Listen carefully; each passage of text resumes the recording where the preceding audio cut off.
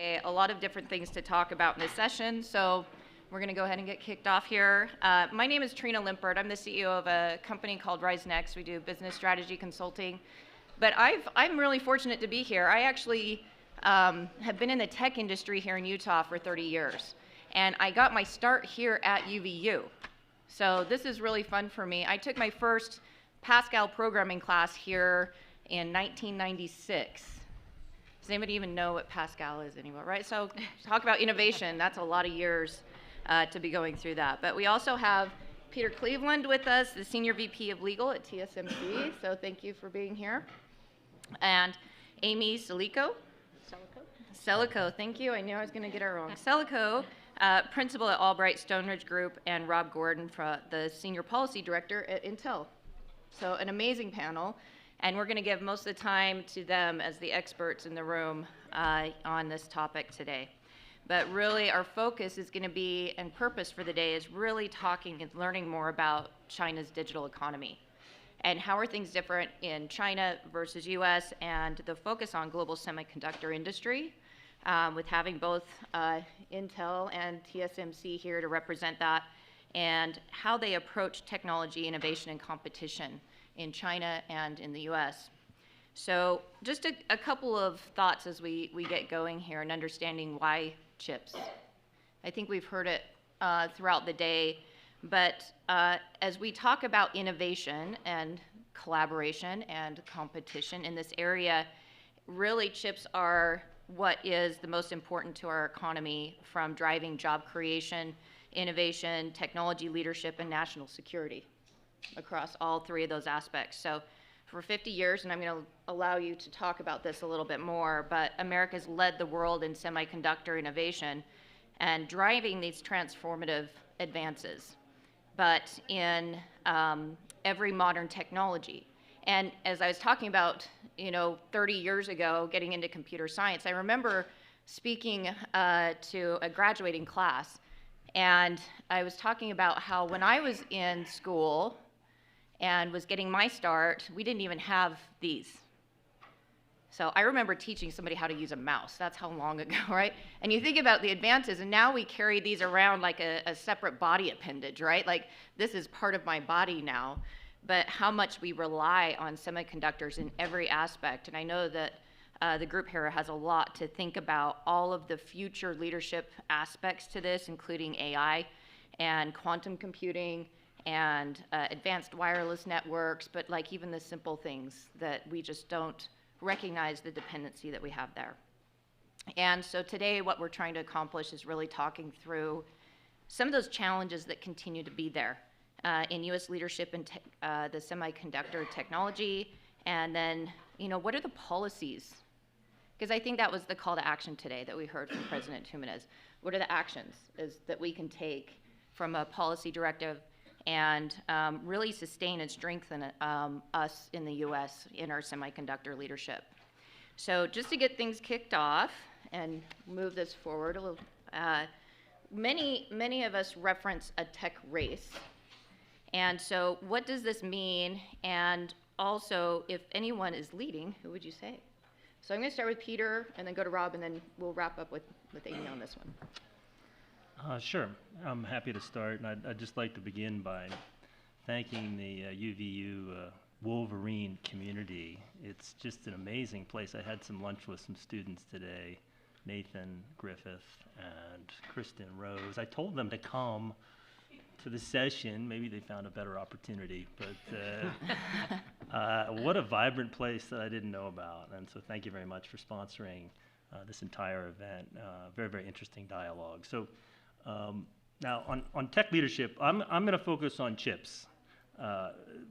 Tech writ large is a little bit more panoramic, and Amy may grab onto that. On chips, that's what TSMC does, and I can speak a little bit about that. So I think everyone's familiar with U.S. leadership of the global semiconductor industry. It's an amazing track record, upstream and downstream, from U.S. players and communities. If you think about it, at the top of the upstream, it's electronic design, automation, software. That's Synopsys, that's Cadence. Then you come downstream a little bit, and you have NVIDIA, you have Qualcomm, you have Ampere, you have Cerebras, and then when you get to fabrication, you have great companies like Intel. These are the U.S. players. You have Texas Instruments here in the house. I see Steve, my friend at TI, who is in this state, just up the street at Lehigh, manufacturing in Utah. So U.S. leadership in the chip space is significant. It's going to continue for the foreseeable future. Now, China, 6 to 8 years ago, started developing and fabricating on the mainland, and they're building fabs there, but it's nothing compared to what the U.S. has developed to date.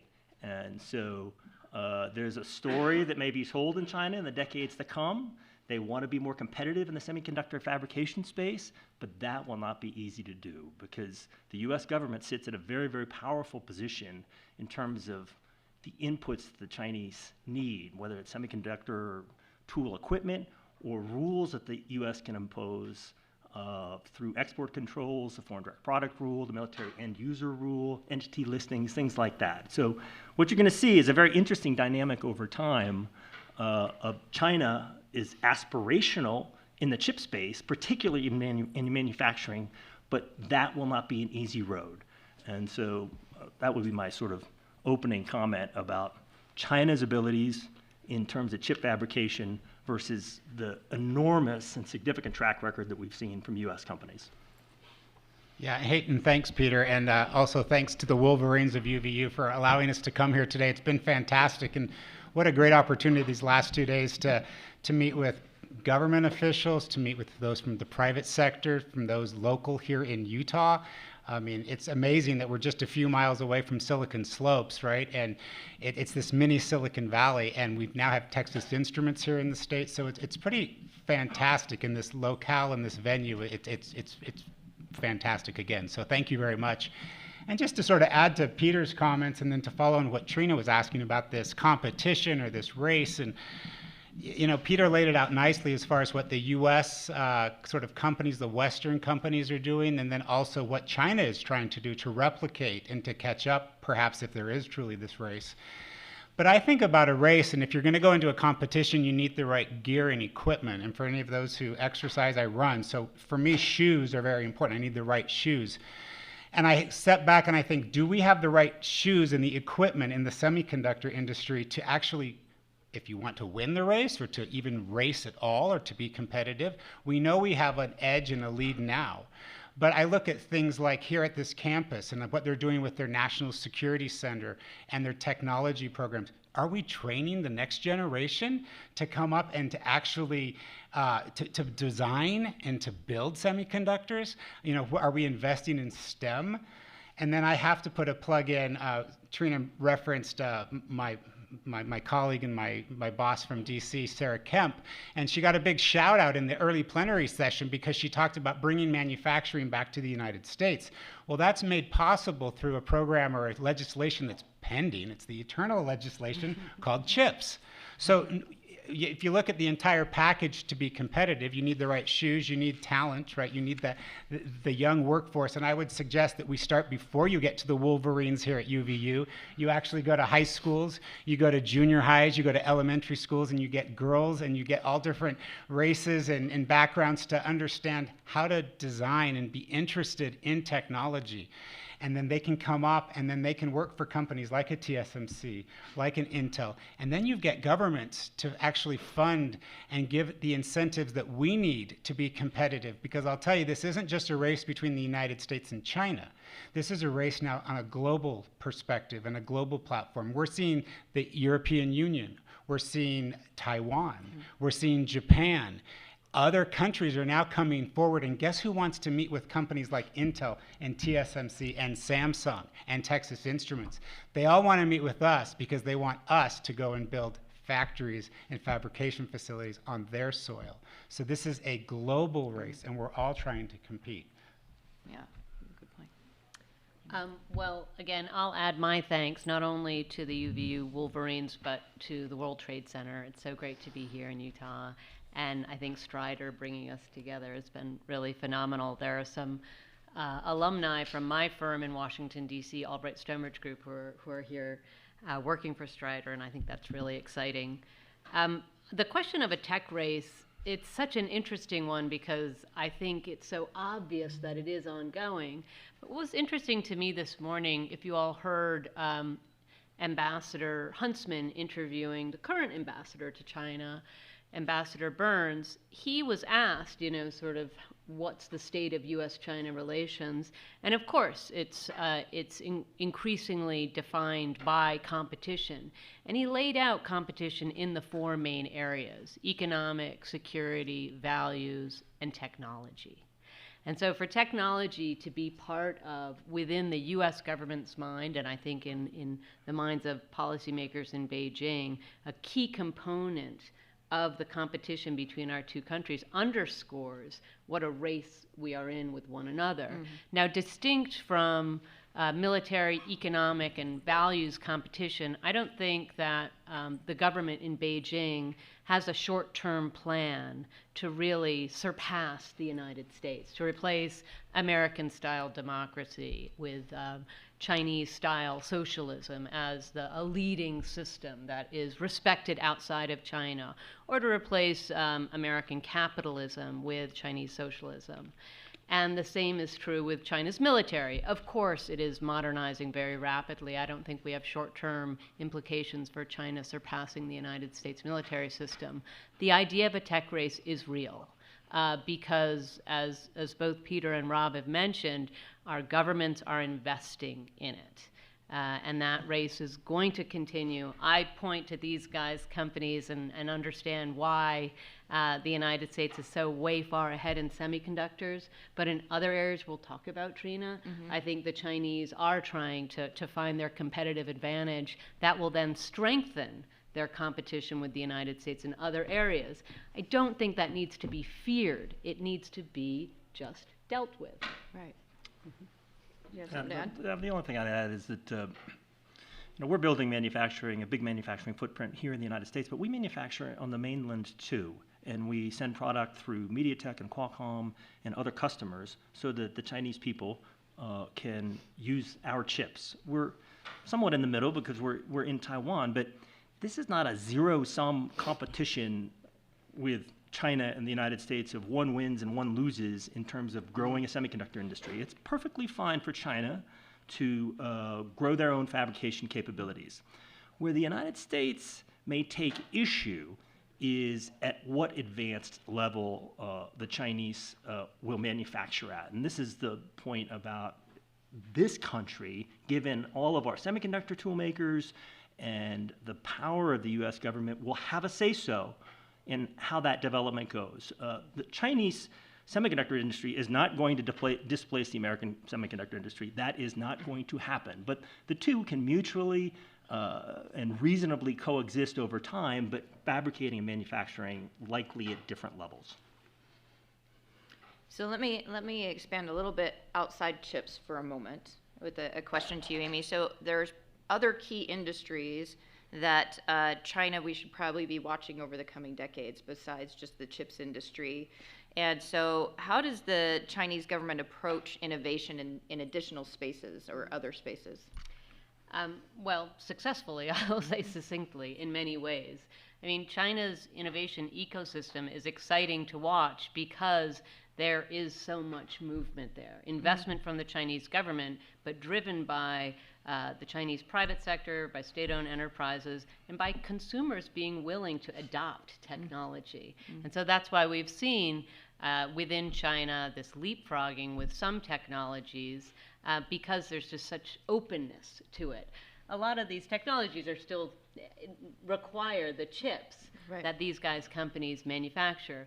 But when I think about the companies that I've been helping to expand in the China market, they want to be part of that exciting innovation ecosystem, and they want to help shape it. And so, again, not an either or, but very much they want to be part of this massive consumer market where there's a very strong talent pool, where there's a mature supply chain, where there's an appetite for new technologies, and of course the speed of commercialization. I hear this so frequently from my clients. They envy the fact that within China, once there are ideas and they come to fruition, they can be commercialized very, very quickly and effectively. And so that is what makes the Chinese economy so exciting for foreign investors to be part of it. Now, that having been said, I'm not mentioning a lot about ICT, broadly speaking, because there are many parts of China's very exciting innovation ecosystem where foreign investors are not welcome. And so they cannot complement Chinese innovation and Chinese ingenuity to really help the innovation ecosystem in China. And that's one of the challenges, that the Chinese government, while very much putting a lot of money behind innovation and expansion in China's leadership in innovation, they still restrict many parts of the economy from foreign investors' participation. And beyond that, foreign investors, of course, have other challenges that they have to overcome to be successful in the China market. So the European Chamber of Commerce just this week released a study that I would recommend folks look up. They worked together with a German think tank on this, and it's called China's Innovation Ecosystem, right for many, but not for all. And this was the result of actually surveying their members, European companies that operate in China, and then doing in-depth interviews in China about the innovation ecosystem.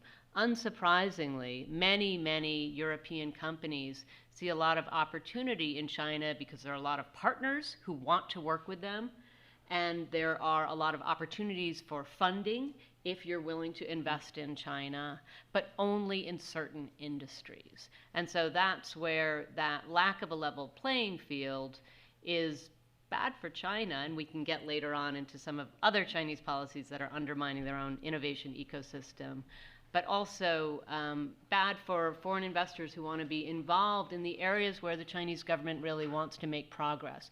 Biotechnology is one where we see a lot of opportunity, but a lot of restrictions. Thank you. So we're going to shift a little bit back to semiconductor. So if we dig into advanced semiconductor manufacturing, and this is going to be kind of a general question, so I'm going to let you freeform it from here. But why is it such a hot button topic? Like, what is driving that? Well, have you tried to buy a vehicle recently? I think we've all felt it, right? We've all been feeling it. So. And it's not, I mean, you hear about the automobile chip shortage, right? And that's why you can't get new cars, and you go to dealerships and there's just a bunch of used vehicles there, if you can even get a used car. That's making headlines.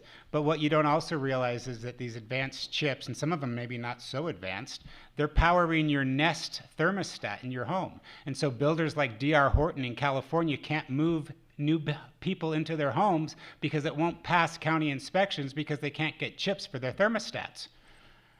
The ripple effect is unbelievable. So do we have a problem? We absolutely have a problem. Why is there so much emphasis and focus on this? Is because chips, from my world, power everything from the device you have on your wrist, to your toaster, your Samsung refrigerator, to nuclear submarines. And so that's why this matters. And that's why it matters to all of those countries I just rattled off earlier about who are interested in having companies like Peter's and mine and Samsung invest in their countries. Chips matter. And what we've learned, it started perhaps with the trade war, perhaps, right? You know, President Donald Trump put a spotlight on China, but then COVID hit. And something happened in China that impacted not just the semiconductors, but it in fact impacted everyone. And during the holiday season, you couldn't get your Xbox. But it wasn't just tech devices, it was everything else that came through China. So those that were single sourced on supply chains in China were suffering. And so you had to diversify those supply chains. You had to make sure your supply chains were secure. And I think tech was in the spotlight, but this has a trickle-down effect into so many different industries. It's a big deal, and it continues to be a big deal. And it impacts every single one of us in this room. Also, let me talk a little bit about advanced fabrication. I said a lot of positive things about the U.S. industry, a moment ago and about its great strengths. There are some weaknesses. It's not all balloons and birthday cakes for the U.S. When it comes to leading bleeding edge silicon. That matters. That needs to be onshore. It presently is not. And so when I talk about that, I'm talking about 5, 4, 3 nanometer silicon, the fastest in terms of power performance, thermal energy efficiency, transistor density. Those types of chips need to be here to ensure U.S. national security. That presently, that is a problem staring us in the face. And Secretary Raimondo talks about it as a crisis. It's her description. She's repeatedly spoken about that. That needs to change. That's unacceptable. That problem needs to be fixed. And TSMC can help there. We're Taiwan-based, but we do manufacture on the leading edge. And so we've announced in Phoenix a 5 nanometer fab and have longer term plans to help the U.S. run faster. It's not easy. It's incredibly expensive, but it's necessary for that to occur here. It's not occurring in China. I think there's a USG approach to China being at N-2, N-3, and they're in a position to keep China there. But this country has to manufacture on the leading edge, not only for American competitiveness purposes, but in the national security space, because in the most dynamic military weapon systems that we have, you need the highest performing silicon. And TSMC serves that function presently, but we just need to make sure that those types of chips get made here. And Peter brings up a great point that isn't here in the United States. They've made a big announcement. They are going to Arizona. Intel made a similarly large announcement, $20 billion up to 100 investment in Ohio. You know, we're going to develop an entire ecosystem. TSMC can say the same thing. When you put a fab like an Intel or a TSMC in a community, you generate a micro economy and an ecosystem to rival none other. I mean, if you were to go to any of Intel's facilities in Hillsboro, Oregon, Chandler, Arizona, Santa Clara, you drive down those streets, and it is software company, it is tool manufacturers, it's distribution networks. So this is an entire micro ecosystem that develops around this to support this advanced chip manufacturing that's going to be in Arizona, that will be in Ohio. So it's pretty fascinating, and that's what we need. And so another plug for those, if anyone has an ear of the government, we need that CHIPS funding passed, because a lot of these opportunities that we see to bring that manufacturing back to the United States cannot be made possible unless we get that money through chips. So again, yeah, and I think throwing that's that out there. No, I think that's a good transition into chips, but I want to step back and talk about the impact of why not just the chips and getting it passed, but like you were hinting on the economic growth and some of those things. And from a talent perspective, you had started off on this before, and I really want to talk about the talent dependencies in addition to, as part of this funding, right? And really enabling for visas and immigration to the U.S. As enablement. I'd love to hear your thoughts on that. I was reading, 3 jobs created for every immigrant working in the U.S., and then 5.7 jobs created for every semiconductor role as well. So you talk about the ancillary growth, that as you invest in these areas, that's the reasoning why this isn't so important, not just because we're the tech race, but these other aspects that come into play. And so I'd love to hear your thoughts on that. And at Intel Corporation, some of our brightest and smartest engineers are from other countries, right? They've come in through the visa programs. We welcome that. We encourage that. We want that technology and that innovation to occur here. We also think that by educating universities, middle schools, high schools, we have digital readiness programs at Intel that we can roll out, and we can help community colleges. We've just rolled one out in Arizona. We can teach them how to actually design silicon. We can teach them how to actually create digital infrastructure and things that are needed for this new digital age, this new digital economy. So we still need those folks from overseas. We welcome them to come over, but we'd also like to develop it here on our own soil, and we need to really focus on that as well. And the other thing I want to say too is one of the things that we like to do is we like to, and we have a big presence in China. A lot of our revenue still comes from China, but a lot of that revenue that we derive in China translates back into jobs here in the United States. and research and development here in the United States. So it's not as though it's earned in China and stays in China. No, it comes actually back to the U.S. Point. Yeah, I think Rob makes some very, very good points. We're long overdue for high-skilled immigration reform in this country. It's very hard to do. Some of us have worked on this for a long, long time. Foreign nationals are studying at an MS and PhD level across universities in this country. Intel's trying to recruit those individuals, so are we. And so a PhD grad who comes from India and is in a Carnegie Mellon, we want that person to come work for us at TSMC. However, they are a foreign national. They have that STEM talent that we want to put on the ground on the wafer fab floor in Phoenix, but they have to apply. They don't get their H-1B visa, which is a temporary visa to work here for 3 years. They get stuffed into something called the optional practical training program. They reapply for an H-1B visa. Hopefully years down the road, they get a green card. High-skilled immigration reform is long, long overdue, but it's been caught in the larger immigration debate that we have in this country, and which is a white-hot debate. And so companies like Intel and TSMC and Texas Instruments, this STEM talent's the lifeblood for us, but what these employees, these prospective employees go through is incredibly difficult. I'll just add in that, of course, this is a challenge in China. While China has an amazing talent pool, not in your industry. And so they too have been trying to import the talent necessary to build their own semiconductor industry. And it is very challenging because not only is there not the same kind of visa program in China, but that people aren't moving to China for a host of reasons. And so, of course, the Chinese people are being educated in China, outside of China, to drive innovation in the country.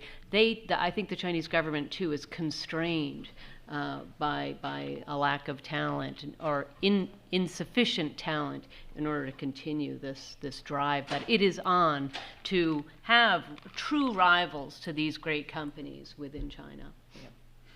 And I think just wrapping up on kind of the talent innovation and the need for innovation, and Rob, you hit on it earlier, as diverse mindsets as well, right? And the importance of that in driving innovation in addition to these other areas.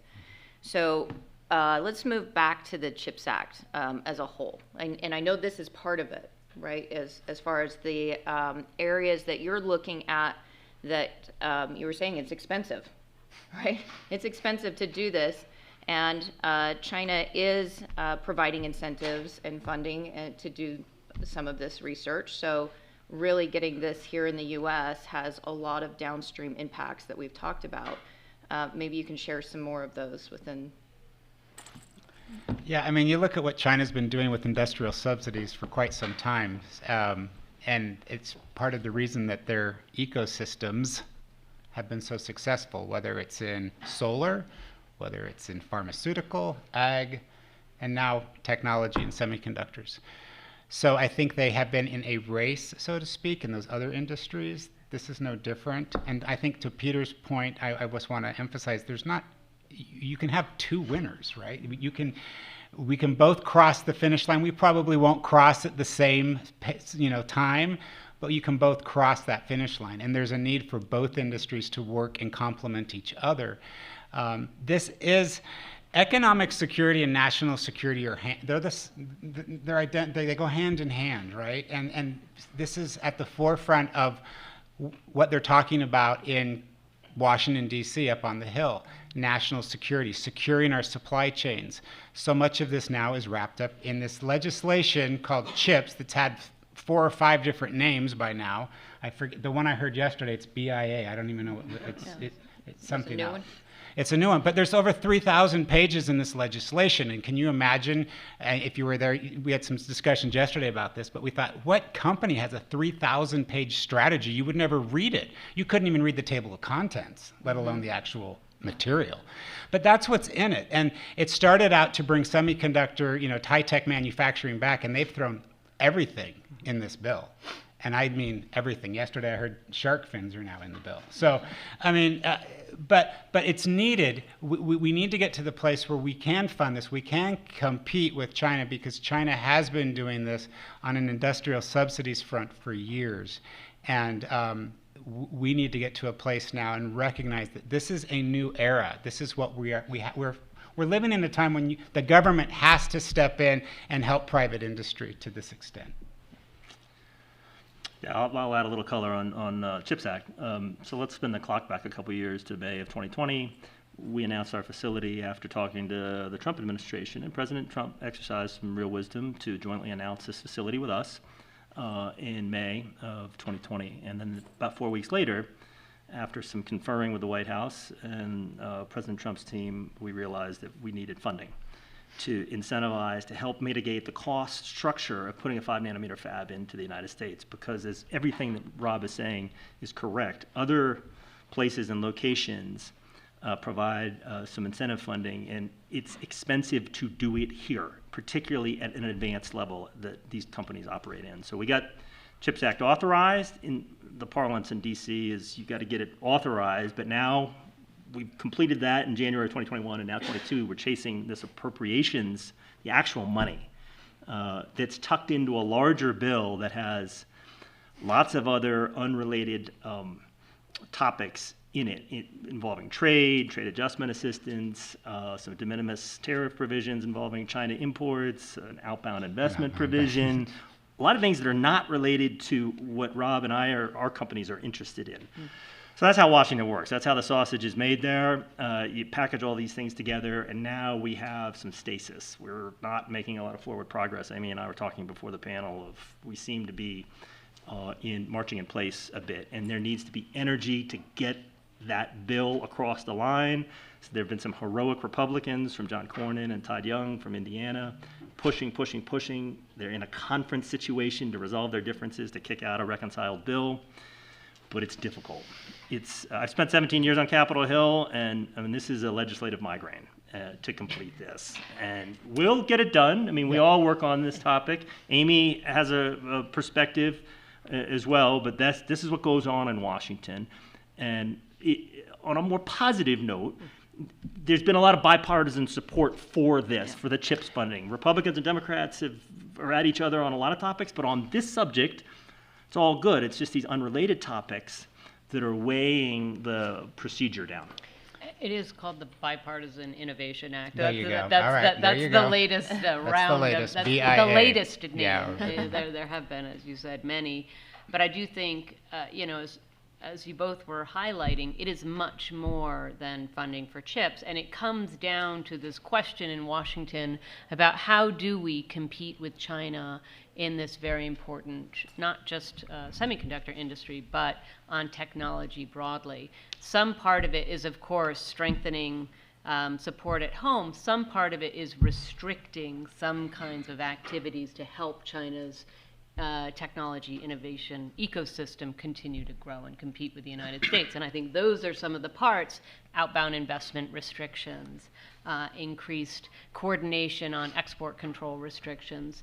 Those are the pieces that are very difficult for companies, American companies and Chinese companies, to parse to see what is the goal here. Is the goal here to enhance competition through strengthening our own ecosystem, or maybe slowing down the competitor?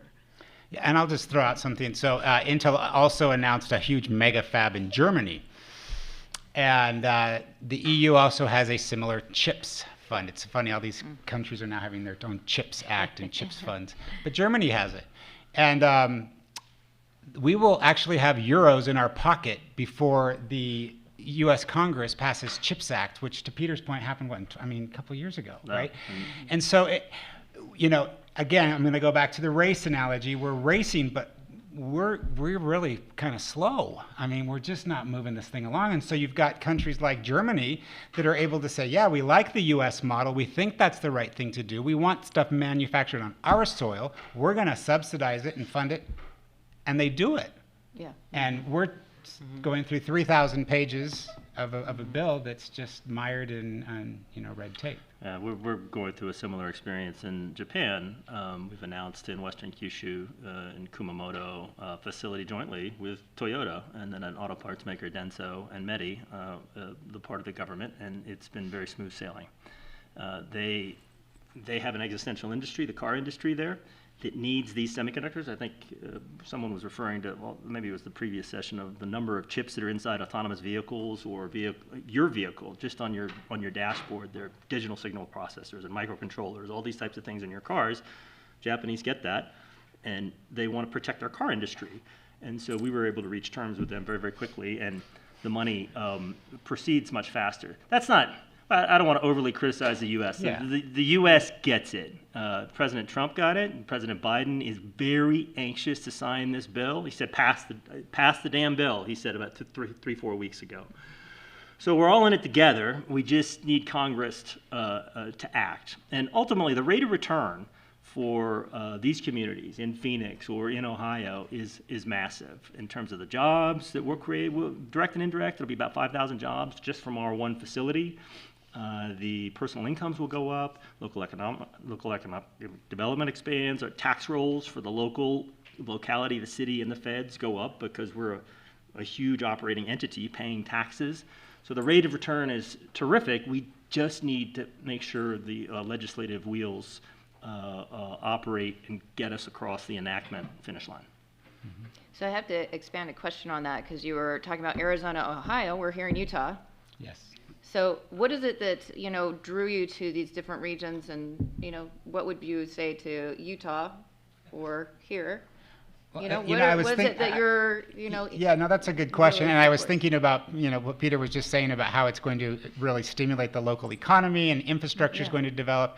I mean, for those of you who are familiar with Utah and you're longtime Utahns, think of Point of the Mountain. There was nothing out there except for Lehigh roller mills until Micron and Intel went in and put in IM Flash, right? So IM Flash goes in, and look at what happens. Silicon Slopes evolves. It also created a horrible traffic jam, right? But That's true. That type of industry and that phenomenon is what happens when you put manufacturing facilities like TSMC, Intel into a community. So what do we look at? Why, we're here in Utah. There's a lot of things we look at. We look at the talent. We have to have talent. And that's why, yes, we love to bring them over from overseas. There's some great educated individuals in all these wonderful countries that come and design products for us, but we need local talent, right? You've got to have infrastructure. One of the things that people will often say to Intel is they'll say, well, why don't you just go to India and open up a facility in India? And I said, yeah, well, they've got an amazing talent pool, wonderfully smart, brilliant individuals. But one of the things that semiconductors need, and a lot of industries need this, is water. And it's not just any kind of water, it's clean water. And it's millions and millions of gallons of water. If you've been to India, there's a bit of a water issue at times. So you would look at some place like, does Utah have adequate water supply? Is there infrastructure? How close are you to the airport? Micron, TI, very close to Salt Lake International Airport. There's the logistics, right? You've got talent, great universities surrounding this facility here in Utah. So I think those are all the things you look at when you're considering it. I will say this is kind of a funny point. When we were looking at Ohio and trying to determine whether or not we would go and build in Ohio, we had some of our engineers and our site selection committee had to drive 150 miles out around the perimeter of what they thought would be the selected site. They were smelling and testing for cow manure particles. Because if you are familiar with clean rooms and the way semiconductors are manufactured, it has to be almost spotless, clean air. And so there were some cows, there were some farm animals. The government had to relocate the animals. Oh.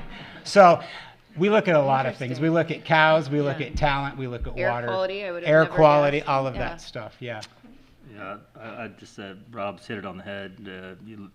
Water, power, STEM migration patterns inward into a community. You look for all those things. There's so much money at stake and on the line when we're building a fab. We won't go greenfield. We're going to look for capital efficiency. And the reason we looked at 4 places. I was part of that effort, and Phoenix, because there's 65 other semiconductor companies there in various ways, there's NXP, there's onsemi, Intel is there, there's an infrastructure that's already been set up. And the amount of money that we're going to spend really has us looking extremely carefully about how efficient that marketplace is already. There were other communities that are wonderful people that asked us, they knew we were looking at in 2019, but we would naturally trend towards locations that we can make the most efficient use of our capital. Wonderful. Thank you for addressing that. Did you have I something? just wanted to say, these reasons are why China remains such an important market for so many companies, because so many of the elements you just mentioned can be found in parts of China. And so, again, this isn't an either-or question. It's global companies want to be in global markets, and that means you don't have to reshore, onshore everything. But the environment has to be there to support you. Right. And that's where not just the U.S. government, we can be a little critical of them, we can be a little critical of how Beijing has been treating more broadly outside of semiconductors their technology companies as well. And it makes Chinese companies and foreign investors worried about whether and how they can continue to rely on the China market as a nexus for global supply chains, but also where they want to invest in innovation. So I want to take that a little bit further. And so what is the Chinese government relationship with big tech, and what implications does this have on tech around the world? Well, that relationship is watched very closely. Just this week, there are news reports that the Chinese government is encouraging Alipay to list. And this, of course, was the beginning of the tech crackdown more than a year and a half ago that Alibaba wanting to spin off Ant Financial to list, and the government just said Alibaba hadn't gone through the proper channels. That began a much bigger and more expansive look at the technology players who weren't well regulated in China because so many of these industries are new. And so the Chinese government, in the interest of quote unquote common prosperity, looked to crack down on technology companies that were creating unlevel playing fields for Chinese consumers within China. This campaign did not affect foreign investors, foreign tech companies in China, very much targeted at Chinese companies. And so the question is very real. Is the Chinese government trying to continue to encourage their big tech companies who've been the drivers of so much innovation, or are they trying to rein them in? We've been talking about that big question for the last 2 days here. And it's outstanding. It's an outstanding question whether and how the Chinese government really does want to allow the private sector and these tech companies to continue to grow and innovate without being subservient to the Communist Party. And so that's a challenge for Chinese tech companies, it's a challenge for foreign investors, and it's, of course, as a result, a challenge for China's innovation ecosystem. And this comes back to the race, and so I think both Washington and Beijing could be accused of a few own goals, in undermining some of the technology competition that they're trying to really enhance. And so that's where I do believe there's a real role for all of us in this room to be speaking our mind to the U.S. government, to the Chinese government, and saying, how can we be helped to continue to be driving technology innovation? Not us versus them, global innovation that supports a lot of economic prosperity around the world. The idea that companies can leave the China market and continue to be globally successful is very difficult in many, many areas of technology ecosystems. And so it can't be an either or. And the same is true for China's technology companies. If they are shut out from global markets, that will have a real adverse impact on China's own economy and its ability to continue to grow. And not like you're saying, not just U.S. and China, global impact. This is not Right. This is not just a bilateral conversation, and so again, I think the Chinese government right now is trying to reassure consumers and companies that it does support technology innovation in China, not just state-driven innovation, But there are some pretty skittish companies, having seen major parts of the economy really clamp down upon through this common prosperity drive. Do you want to add it? Go ahead. Yeah. So she's the strategic thinker, and we're tactically on the ground there. And so in the chip space, semiconductors are a strategic sector from China's perspective. They're early days in trying to develop their own industry. They're incredibly ruthless, tough, and smart, and so is TSMC. We manufacture there, and there's a meeting of the minds with the Chinese in Nanjing and in Shanghai about what the needs are for the Chinese people. That's who we're manufacturing for, and we're quite successful in Nanjing. Spinning wafers at a certain nanometer size. We're actually shifting from the geometry of 16 nanometer, which is a faster type of chip, to something that's a little bit older to meet Chinese needs and demands. And so there's a lot of collaboration and communication.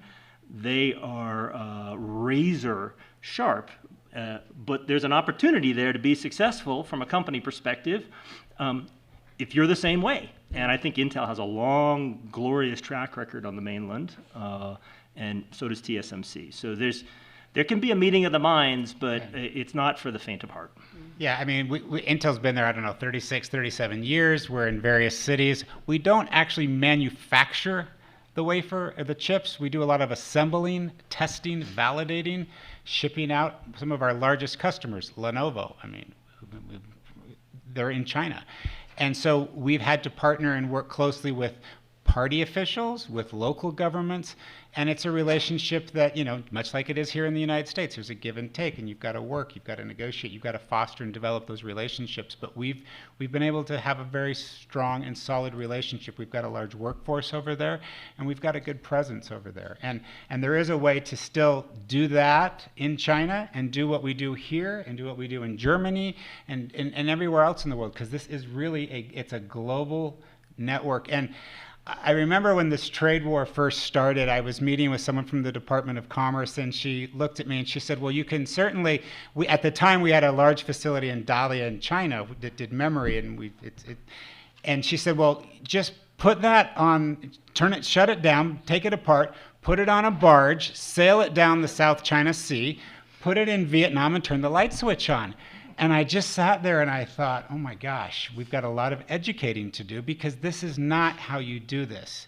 It's not, I can't just turn the light switch off and hammer a few things together and build it in Vietnam. That might be the next level of innovation we need. Yeah, though. If you can do that, you're going to retire tomorrow. So let me know on this secret, I'll invest. But we need each other. We need China. China needs us.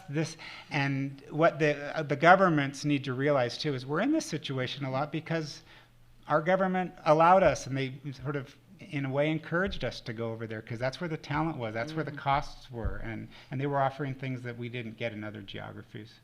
So and where the market is now. Where the market is, right? Yeah. Yeah. So I know that there's been a lot of discussion. We kind of talked about it at the beginning, and everybody's been impacted on the China zero COVID, right? And the policies for shutdown in Shanghai, and really had a direct impact on all of us. And everybody has a story. If somebody doesn't have a story, you're going to at some point, right? We're all impacted by that. So there's a couple of questions. So what are role are other countries playing in the region within that supply chain? How did that impact both Intel and TSMC? And as we wrap this up, we're going to go to what can we learn from this and what actions can we take? So. Well, you may have heard earlier in the larger plenary session this morning, I think it's 70% of all personal computing devices flow through Shanghai. So when they did a zero COVID lockdown and they shut down their ports, they shut down their trains, their logistics and transportation systems, it impacted everything in the tech world. And so it had a huge impact. So that right there is evidence for the need to diversify your supply chain. So do you concentrate everything in China? Do you put it in India? Do you put it in Costa Rica? These are things that companies need to think about, not just large companies like TSMC and Intel, but I would argue that companies here on the Wasatch Front need to think about as well, right? Are you sole sourced out of, Hebei, pick your province in China? And if so, what's your business continuity plan in the event that COVID 2.0 or whatever hits in a couple of years? Because it's going to happen again. And it locked us down and we scrambled. But we did do some planning. We had things in place and we were able to manage those difficulties. Yeah, same type of answer. We manufacture out in Songjian in West Shanghai, about 2,200 employees, and their dynamic COVID policies were negative and deleterious in terms of our ability to operate, which is good for the Chinese nationals that work there. Mm-hmm. And so I think there's a learning curve for the Chinese, not to be too dispositive here going forward. There'll be other pandemics, there'll be other issues. So I think they'll learn to adapt differently. But we got caught in Shanghai, and it was very, very difficult, very challenging to run the fab. We made our way through it. But there's a learning process that will be ongoing, I think. Yeah, China's export numbers for May just came out, and so there was a real rebound as companies still within the lockdown period of time. There was a little bit more economic activity, but the damage to the Chinese economy is quite lasting. And so this is nothing to do with TSMC or Intel, but I do think, to Peter's point, there are going to be some learnings because it's been so damaging to the Chinese economy for investor confidence more broadly on what do we do. We really do need to have more diversification just because you don't want to fall prey to that kind of activity, again, constraining you in that way. And so, there have been a lot of geopolitical tensions that weigh on foreign investors in China and Chinese investors in the United States that really do impact the environment for that trade and those trade and investment flows. I do think that zero COVID, that lockdown really had more of an impact than any of the tensions we've been talking about over the last 2.5 years. So as we kind of are getting to a close here, and so just the takeaways, right? The actions for this group that's here. I know from our own experience, I an investor in a small company here that does manufacturing, and they had dependencies on China, and they've pulled back, but it requires a lot of capital to be able to now stockpile inventory to be able to, because we're not sure, right? What's going to come, what's going to happen. So what are the suggestions, just as we wrap up, I'll leave time for each one of you to kind of, what were your learnings through this, and what would you suggest, even in a small business or other aspect, are some takeaways that each of us could take from what you went through? So if I'm sitting out there listening to this and I'm a Utah startup or a small tech company or whatever your industry is, I would say learn as much as you can about China. It's not going away, right? This is in many ways, it's a rival. It's a frenemy. We need them. They need us. Learn as much as you can. There's, shameless plug for ASG, but there are groups out there that can provide guidance and counsel on how do you manage supply chains. Where do you put your your distribution hubs and your facilities? So I think there's a lot of key learnings there. We've learned that. We are a big company. We've been around a long time, but some of this hit us and blindsided us as well.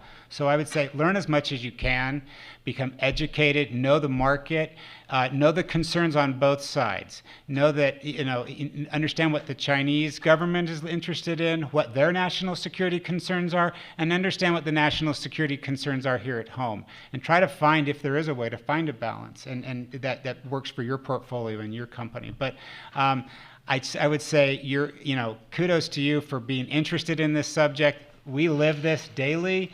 This is sort of what we talk about all the time, but China's where it's at. And so as much as you can learn about China, I think the better off you'll be.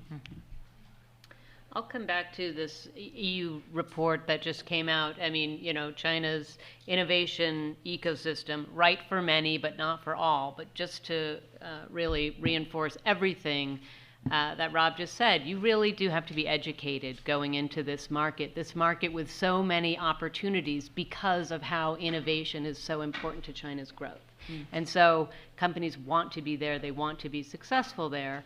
In order to be successful there, you do have to understand where are red lines, where you probably are going to have a harder time, and where are the many, many opportunities for you to grow and flourish. And that's where it's exciting to find that goal alignment, you know, what you're trying to achieve, what the Chinese government is striving to achieve, and also where the U.S. government continues to encourage trade and investment. We heard that from the ambassador this morning. He is not saying we shouldn't be working in China. We shouldn't be investing in China, trading with China. We just have to be really sensitive to the areas where there are national security concerns. I guess I'd just finish with a reference to a speech the Secretary of State gave a couple weeks ago at GW, and it was a long speech, 60, so not all of it was interesting, but he did he did Give us the highlights. well, you know, he did. Secretary Blinken did focus in on invest, align, and compete, and those were good word choices in terms of their modesty, but in terms of their import and their direction. So invest at home, what Rob and I have been talking about, and Amy have been talking about in terms of this CHIPS Act, get it across the line so fabrication here can rise in all different respects to help the car industry, help the med device industry, get us back on the leading edge here in this country. But then that last one, the last word, compete. The U.S. semiconductor industry, these companies are the greatest in the world, and they will outcompete in China. They make 1/3 of their money there in China now, and I think there's plenty of reasons to be optimistic about our companies, U.S. companies, competing there very successfully. Great, thank you all. So I know this week for me has been extremely enlightening. I am now super excited about semiconductors. So you've all converted me this week. So I really appreciate all of your time, all of you being here. Thank you, Peter, Amy, and Rob. Appreciate it, and we'll wrap it up for today. Thank you. Thank you.